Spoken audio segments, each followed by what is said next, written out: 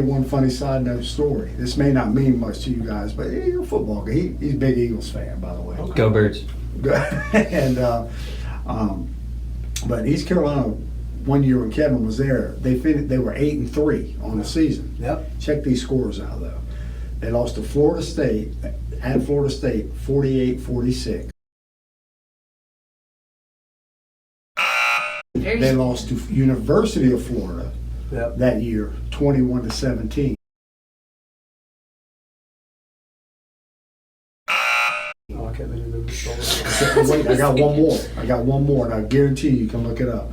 And they lost to Miami, who won the national title, 12-7. I think I got those scores right too. We're gonna have to Google that. Yeah. Hey everybody, welcome to episode number 10. This is gonna be a special one. It's gonna be special because my brother from another mother is here, and he is truly like a brother. There have been times we have butted heads through the years, just like brothers, wanted to scrap with each other or whatever the case may be, but we always come back and hug each other and say, "Love you, man," and I get it back from him, and that's 100% sincere from the bottom of my heart.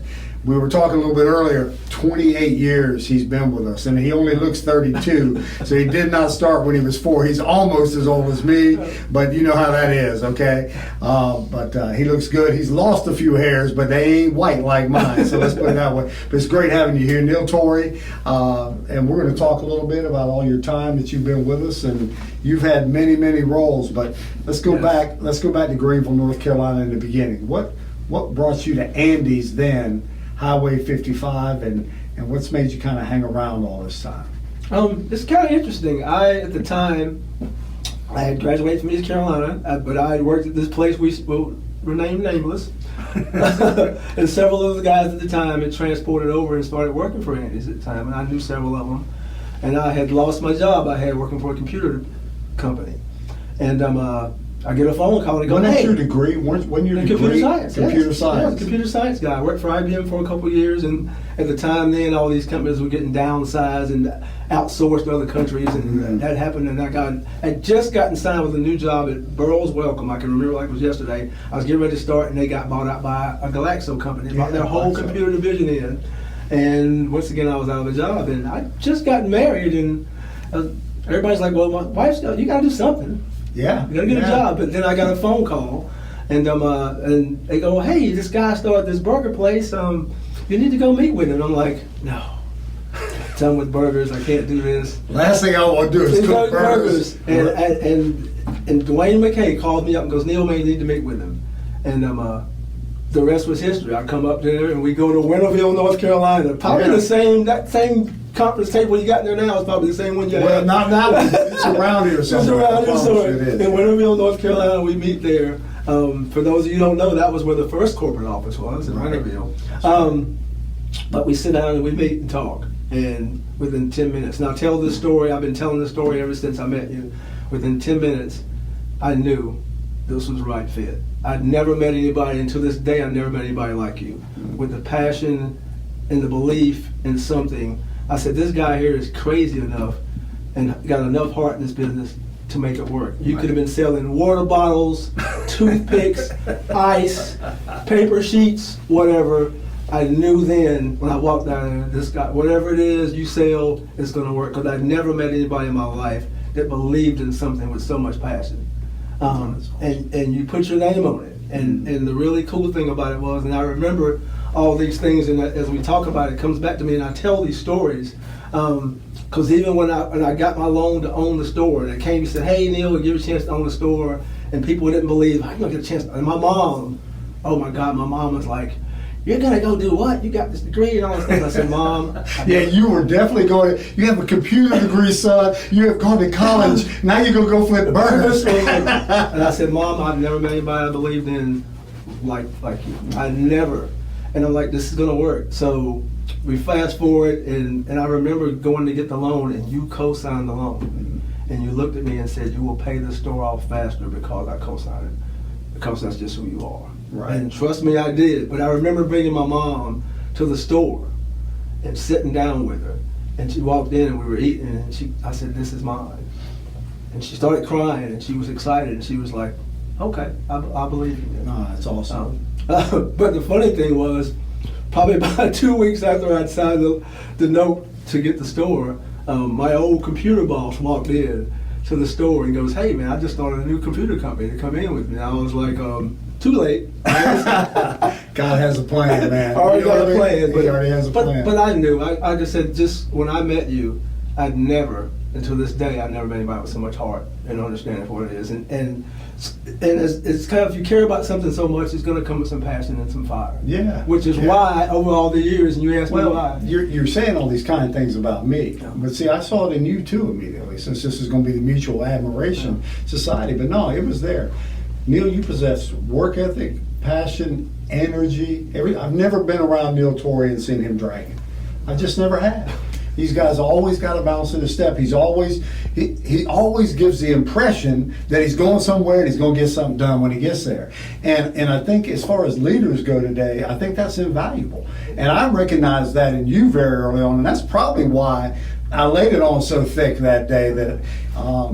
But you know what? When I think back to those early days, like what year did you start? In 95. 95. So this company was a grand total of 3.5, 4 years old at that time. I knew we were going somewhere. And do you remember how it was when we would all get together at a manager's meeting, man? It was like nobody wanted to leave the meeting. Nobody wanted to leave the meetings. We'd been there till 1 o'clock in the morning. Oh yeah, all our wives thought we were having affairs. Every single wife in the company thought we were having affairs.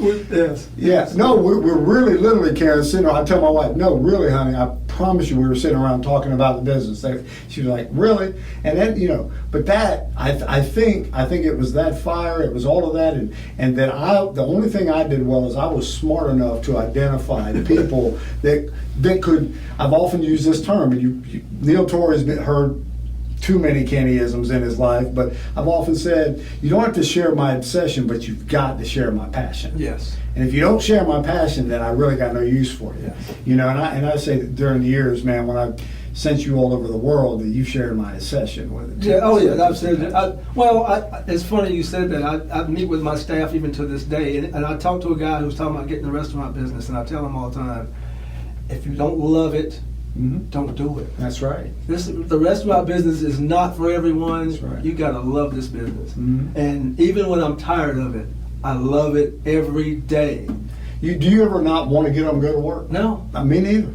And when I say that to people probably think I'm crazy. Come on, man, Kenney. I mean, things get tight financially or this or that. No, I got to go tackle that right now. I ain't got time to sit here and wallow in my bed. You know what I mean? I ain't got time to whine. I ain't got time for that. As you well know, the families, they don't understand that, because even to this day, we still battle over it. God, I know you don't feel good today. You're going, I'll be there. Yeah. I got this, because there's something in my mind. I got something in the back of my mind that I got to get done today to make the store better today. That's right. And 80% of you is better than sometimes 100% of whoever you might have there that day. Just by your presence being there, and plus, one of the things that I've always kind of prided us on, Neal, and you've been great at this too, especially for young African American males. Yes. You've been a wonderful role model for a lot of guys that have worked with you through the years. Yes. Because they see a man that gets up and gets after it every day, even when he doesn't feel 100%. Yes. There's no excuses. I got a job to do, and I'm gonna go get it done. Yes, I actually had several of the young fellows. I try to pull them to the side and talk to them about being men, and that's one of the reasons I love Curtis so much. Like you said, he's got 4 kids, and the gentleman, he works hard, right? And he'll give me all he's got, and I give him out. This is a really good example of this Halloween. It just happened. He works on Tuesday nights. I normally have Tuesday nights off. I said, Curtis, you got 4 kids. My daughter's grown, getting a master's degree. Right. If she's going out getting candy right now, she's on her own. Right. I said, how about we switch? I work that, you work that morning, I work that night. Perfect. And he was like, you think, really, man? I'm like, dude. Perfect. He came back the next day and goes, man, the kids had a ball. See? And how dare you, how would I have felt if you had missed that? Yeah, absolutely. But let me stop you, man. Let me stop you there. You got to pat yourself on the back for this a little, because that's servant leadership. Yeah. That's extending yourself for somebody else, not so you get something out of it, but you know what? Indirectly, Curtis will never forget that. Yeah. Hey, Neal Torrey thinks about me and my family, as much as he thinks about my ability to get food out in 2 minutes or 4 minutes. Oh, yes. Oh, yeah. You know, and look, I saw that in Kurt. I think when I went down there on opening day, I was doing the expo position, and this guy came in, and I knew somebody told me he had worked with us before, but man, he was just on it. And then when he said he had to get out of there, but he'd be back at night because he had to go pick his kids up, that's when I knew we had a winner. Oh, yeah. You know, we had a guy here that was his priority. Family's his priority. Okay. Oh, yes. And doing a job at a very, very high level is also his priority. Yes. You can do both. You can do both. You can do both. Yes, we're both proof positive that you can do both. But look, early on, man, you know, what was the first store that you owned in the company? The first store I owned was New Bern, North Carolina.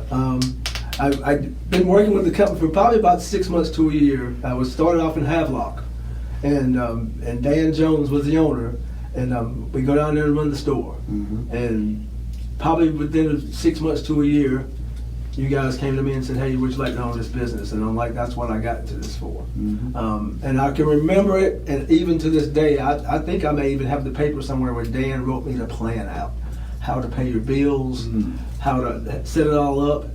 And that's what you do. It's like, I tell people this all the time. You don't have to be a genius to do this business. Mm-hmm. You just have to follow a plan and just go with it. That's trust the process of it. Like you hear coaches always say, trust the process. That's right. You just trust the process, and I did. Trust the process and do the process at a high level. And you got to do the work, though. Yeah, do the work. You got to do the work, though. That's You right. have to do the work until this And by day. example, right? I used to get frustrated with Neal. I'd be like, "Neal, get off the cook line." But Neal knew that was the engine, and if I can push this cook line, then the engine's going to hum. Yeah. Okay, but I'd be like, "Get out there and table touch because you're a nice guy. You're a great guy. Get out there and meet your guests." But Neal was wanting to be that engine. Yeah. And back in the old days, in our old prototype, we could do that and still speak to everybody in the restaurant. You know, but now we got people in the car, we got people sitting out front, so it's a little harder. It's funny. I still do that today. I mean, it was even like yesterday's busy where I can see a guy shaking a cup around the corner. Yeah. Like, how'd you see that? I can feel it. What does a shake a cup mean?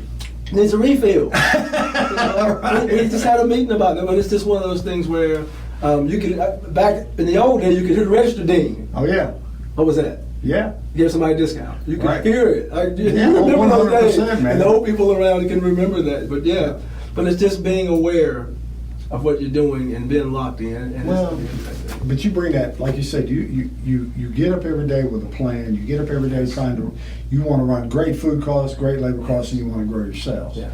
And in order to do that, I actually did a video this morning too. In order to do that, you got to have the right people around you. Yes. So talk about building a great team too. Talk about how you build a great team. Is it something that just happens, or do you have to constantly kind of be on the lookout to always better your team? How do you build a great team? Well, And then how do you grow? The cool thing about growing a great team is you have to find them and let them know that you trust them. Like you got to nurture them. You have, it's like a kid. You have to nurture them and go, "Hey, here's your opportunity." I think about some of the people I've been around. It's like, "Hey, I want you to do a little bit at a time. I spoon feed them. Like you do this." Okay. It's funny. I had two girls arguing last night about who was the lead because they both wanted to be the leaders that night. That's a great problem to have. Yeah, absolutely. But it's just one of the things you get them in there and you give them a little bit and go, "Okay, you handle that." And you get somebody else and you handle this. And you always said, one of the things you've always said from the very beginning, if you can get 5 to 7 people around you that care about what you do, you have a great store. That's right. And I got 3 to 5 right now that I can leave them and they know. I'll hold them accountable and check them, but you have to just nurture them. Yeah. And give them the opportunity. And when they screw Well, up, they got to want it too. you gotta, They got to have a little yeah, they inkling gotta for it want. too. Yeah. Well, you sit down with them and you find out what they want. I tell people this all the time. If you want to have a good team, you got to find out what makes them tick. Mm-hmm. You got to find out. Great coach, man. It's one of the things you always said. And it was kind of, I think about that. It's like if I got somebody that needs to work, they want a car. How do we get that car? They want to buy a house. So you sit down with them and find out what they want in their life and help them get there. And use Highway 55 as the vehicle. As the vehicle to get them to a vehicle or get them to a house or whatever. And then once they start going on that path, you give them the opportunities to show they can lead. And when they do a good job, you pat them on the back. And when they don't do a good job, you show them what they.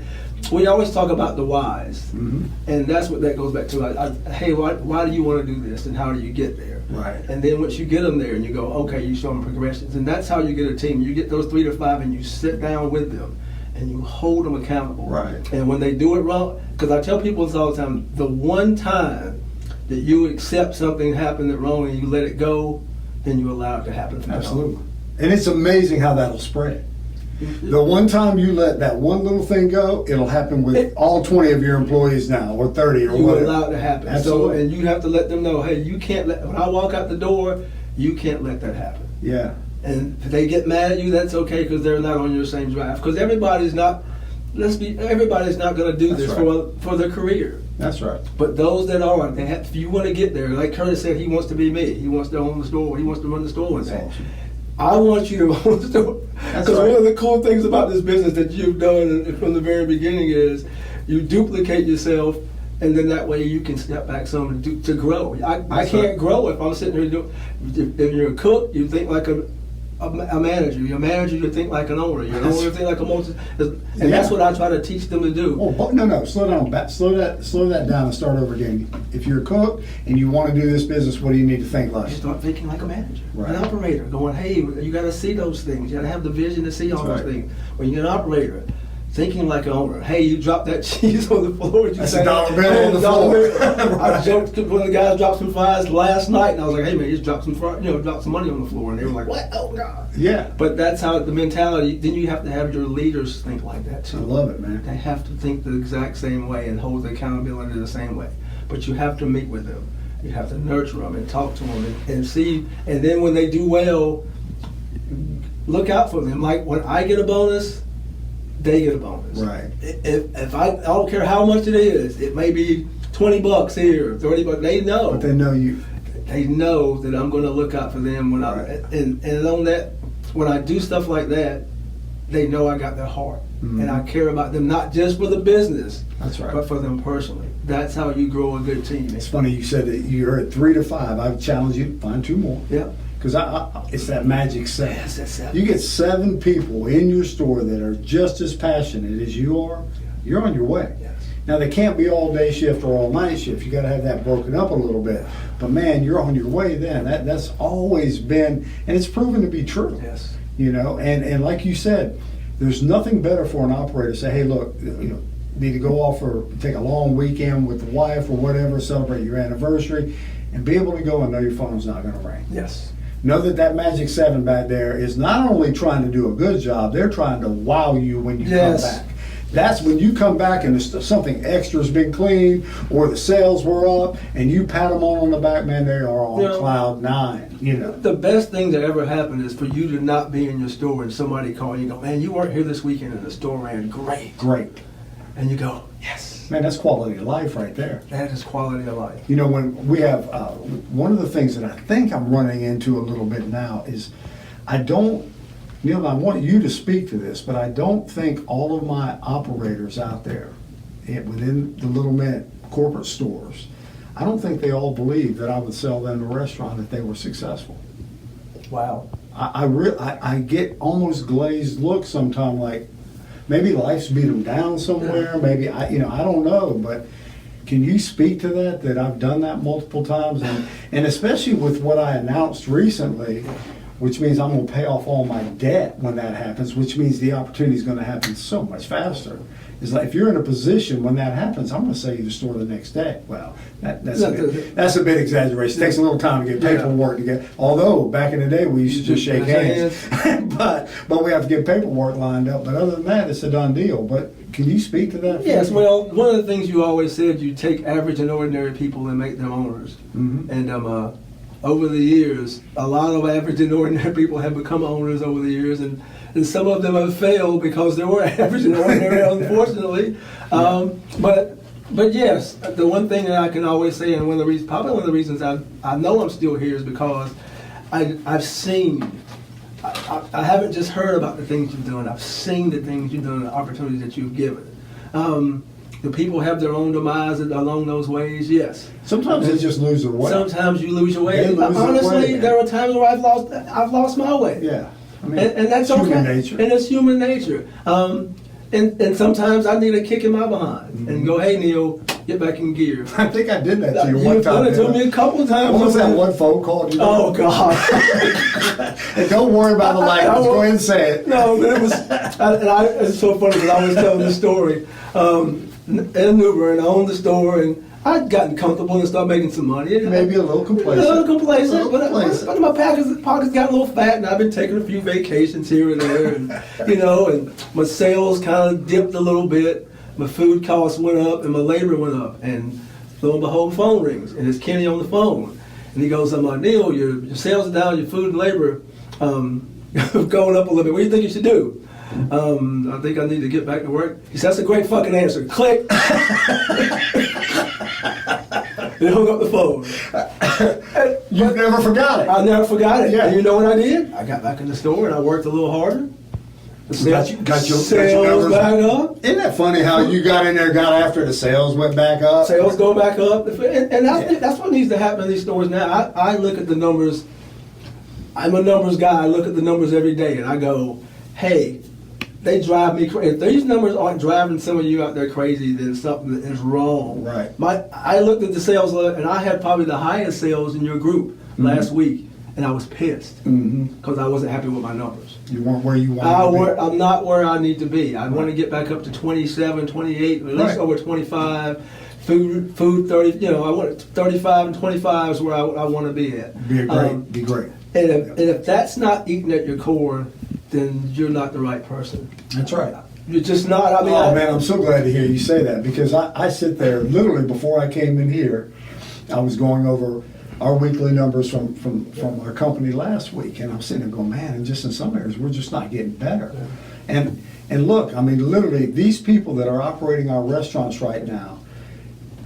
You got a man there, you can call him. He won't mind. Give him a call. No. I will sell you the restaurant. Yes. All right? But I will not sell you nothing. Yes. I will not sell you my problem. Yeah. Because ultimately, if the store's not doing what it should be, I can do one of two things. I can change the people around me or I can change the people around me. Either got to get the operators I have right now to step up their game, like Neal said, get in there, work a little harder, have a goal. I'm going to hit $25,000 a week, and I'm going to have that done in 3 or 4 weeks. I'm going to set the pace. I'm going to get my food costs in line, my labor costs in line. I'm going to be prepared to be an owner when the time comes. Or I got somebody that's just going to give me a bunch of excuses, continue to do the same thing they've been doing every single week and expect a different result, which is the definition of what? Lunacy, idiocy, stupidity, all of the insanity. Yeah. Thank you for finally giving me the proper word to plug in there. All right. Or I can change them out and bring somebody else in there that maybe can see this for what it is, Well, one of the most profound things you said to me, and it sticks with me to this day, and I remember it back when you said to me a long time ago, 100% of nothing is nothing. Right. So why would you want to own a store and make nothing? Right. Then all you bought was a headache. You bought a headache, and all you bought. And I gotta buy it back. And then I gotta go back and take back your headache. Exactly. Or what if you do just enough to pay me a royalty fee? That's not Once again, that's no good for you. Great for me. Yeah. Not good for you. No. All right, and I'm not into that either. No. It's got to be a win-win situation. You got to be winning every single month. And if you're not, I may have a call with you and say, good effing answer, click, okay? All right, but because I want you to win.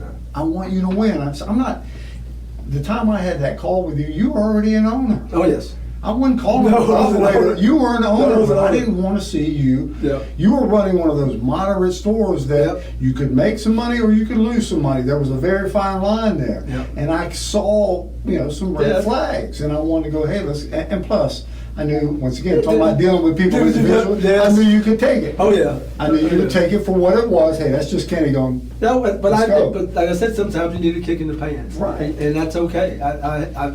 I've always accepted that because I'm an old ball player. Right. The coach See, I do that too. Yeah, sit down, get back in the game. And then Right. you go back in the game and you excel. So, but that's how I look at it too, Kenney. And they'll get the opportunity, but they have to believe too. But tell them that, man. You gotta believe. You have to believe it because I'm a living example of it. I had the opportunity to own some stores in my time. I tell people this all the time. I made a lot of money. I've lost some money, but that's just business. That's right. But I loved it. And But you've also seen the world. Let's touch on that for a second. Wow. Tell some of the people where you've opened stores. Wow, I think about this and I tell these stories all the time. I opened a store in Abu Dhabi, and people go, "Oh my God, in Abu Dhabi?" Yes. Opened stores in Denmark, Yep. Saudi Arabia, and in the midst of all that, and thank you for that, giving the opportunity to see the world in that No, process. but thank you for going there and working your butt off. But once again, you have to put the time in and put the work in. I had to go over there, and I'm glad that you trusted in me enough to go over there and do it. But it gave me an opportunity to see the world, Yeah. and it was a lot of work. But to think about opening stores, I remember us standing on the steps in Abu Dhabi when I got there. And we were thinking, I can remember way back when we first started, we would argue who had to drive to Elizabeth City. Like, God. Because Elizabeth City was the farthest. It's a long ways away. It's a long ways away from Greenville and Newburgh. Like, That's all right. Who's going to go to, crap. Okay, I'll drive to Elizabeth City. Right. Now here we are now, fast forward, we're standing in Abu Dhabi on the steps. I remember that. We were staring up in the sky. We were staring up in the sky. Yep. And we were like, man, who would have ever thought when I we know. this company started, we would be here. Yeah. And that was amazing. And you know what's funny?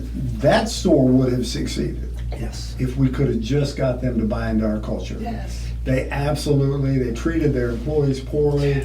They just didn't understand when we would talk to them about servant leadership and things like that, it just went right over the top of their head. It did. And so even though we have great food and great products, it just wasn't, financially it wasn't going to work. Yes. Not under the model that they were trying to operate. Yeah. But you know what? We gave it a shot. We did. You and I both got to go to Abu Dhabi. Yes, we got to Abu Dhabi. Which was pretty cool. It was really cool. But Let me tell you something about Neal too, though. Neal's a guy that never told me no, I can't. I'll give you a great example. We were standing in the Mount Olive store, and I knew we needed to get somebody in Montana like ASAP. And Neal just happened to be standing there, and I said, "Man, I need somebody to go to Montana." This was like a Friday. Neal was on a plane Monday. Yeah.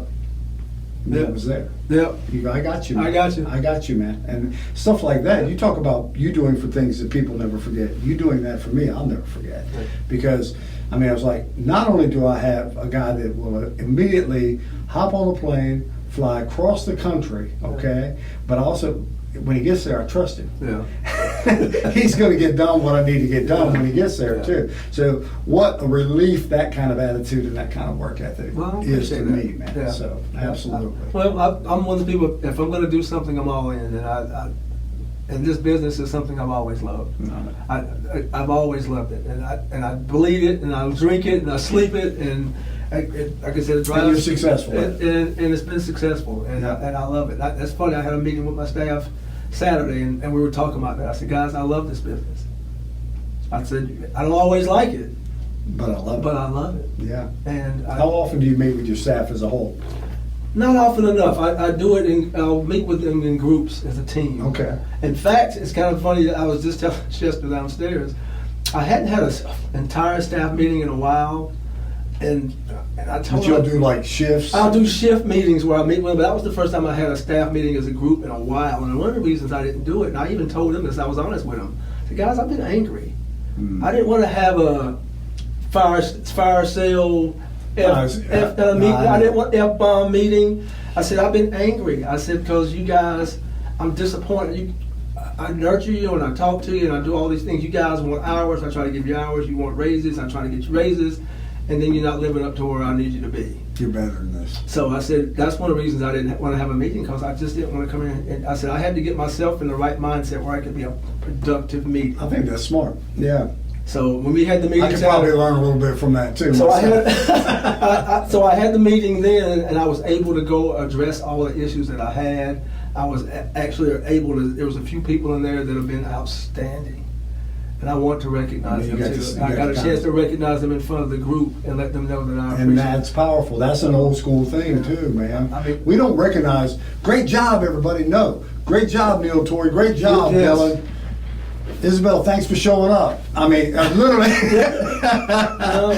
No, but no, I mean, because that meant something. The couple of you showed up, it meant something. Because I told them individually that I thought they did a really good job, but I wanted to recognize them in front of the group. Perfect. And I could see The pride. the pride in them. Yeah. And they even pulled me, the two individuals pulled me to the side and said, man, I said, I've told you that before. I said, no, but I know. Doing it in that setting. In that setting, it meant something to me. It's a whole different world. Yeah, it's a different. So, but that's why I hadn't had a group meeting because I said I got to have my mind right in this meeting. You know what, Neal? That's really good, and that's really mature and really smart.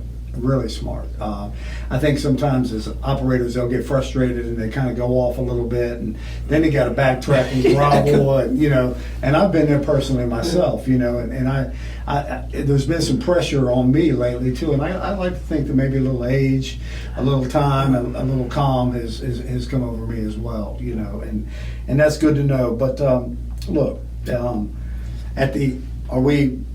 gonna have to do this part. You're gonna have to cut this part. Okay. Where are we on time? So I want to get to that good question. Right now we're at like 36:43. But I started recording like shortly after you guys sat down. Okay. All right. I was Good, gonna say good, like good. literally 10 minutes of Okay. that is the open. You're good. Okay. I definitely want to wrap this up. You said your mom had tears in her eyes. What are your long-term goals here? And is she proud of you? First, the second question, yes, she's very proud of me. Because she knows I'm dedicated to what I do. And my long-term goal is I want to own the store again. Yeah. My desire is to own the store again. I talk with my leaders like, hey, I want to own the store again. I want to put. Let me stop you. It's okay to do that. Yeah. Please, once again, you're engaged. The reason I stopped you on that, you engage them, you're showing them they care about you. It's okay to say what your goals, dreams, and desires are too, because you can't get there by yourself. And when you know you have that 7, is when you got 7, I'm going, we're going to get you there. We're going to get you there. Because we know you're going to take us with you, and there may be opportunities for us down the road too. Yes. That's Andy's. That's Highway 55. That's who we're supposed to be. Oh, you got to share it. I mean, if you're out there wanting to be an owner and you don't share it with your team, they're not there for you. They're not going to help you grow. They won't help you grow. Absolutely. You got to let them know, because then I let them know, like, this is what my goal is, and I want you guys to be a part of what I'm trying to do. That's right. And also, I'll be 59 in April. Right. I want to be able to retire eventually. Right. I don't think I ever will, because I love to work too much. But Yeah, but it'd be nice to be in a position. But I'll be in a position where I can sit back. Because you got grandbabies coming and all that at some point too. At some point. And I'm telling you, man, I got one now, and she's grandbabies are different. They always say that, but it's a fact, man. So you got that to look forward to. Yeah. So. Neal Torrey, we go way back, man. I cannot believe it's been 28 years. It seems like just yesterday you were in my office in Winterville. I still see it. It's clear as a bell. I do remember us standing out and staring up at the sky going, who would have thought we'd be standing on the other end of the world right now with our hot dogs and hamburgers behind us and going on in the kitchen. Because that was a funny thing too. You're like, Kenney, we're going to be the busiest we're going to be tonight. It's going to be by 10:30, 11. Do what? And then little kids are running around 11 o'clock at night. Because it's too hot during the day for them to come out. Yeah. So they only come out at night, basically. Our business hour was from 10:30 to about 11:30. Yeah, it was crazy. Yeah. It was crazy. But brother, I love you, man. I really do, and you know that. And we have butted heads in the past, but you are somebody that I hold near and dear to my heart.